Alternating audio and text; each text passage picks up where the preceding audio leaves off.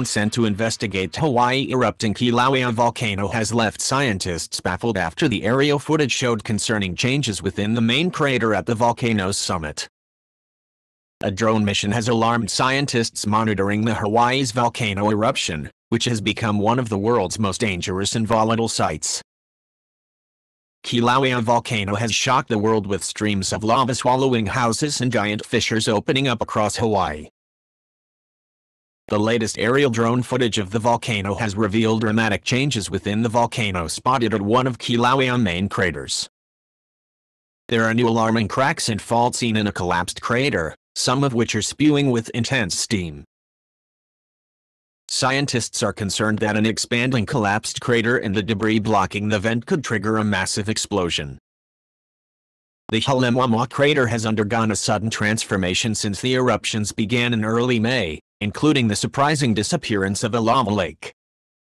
The drone footage from the U.S. Geological Survey shows yellow sulfur substance on the rubble-covered floor and a scattering of large ballistic blocks around the crater rim.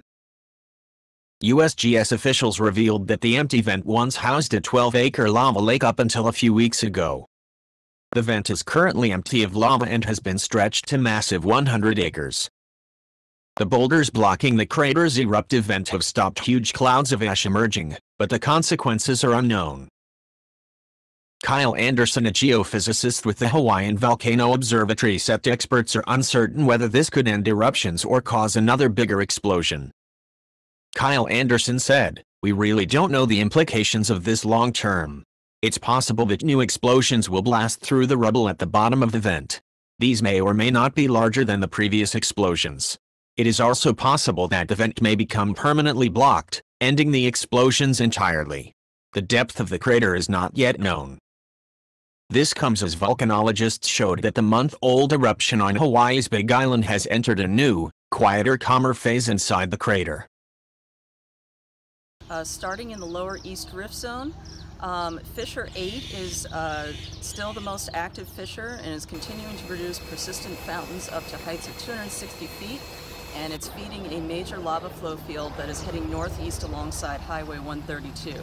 The flow front is moving at about 80 yards an hour and is currently 0.85 miles west of the Four Corners intersection. A mandatory evacuation is in effect for Leilani Estates, and residents of Kapoho beach lots and vacation lands are being urged to evacuate by 6 p.m. today or risk being isolated if the lava flow cuts access to Beach Road. The Fissure 18 flow front has stagnated about half a mile from Route 137, but small breakouts are still occurring further up the flow, with the most active one about 1.5 miles from the road. At the summit, ash continued to erupt intermittently from the vent in Halema'uma'u crater, and continued explosions and elevated seismicity are expected.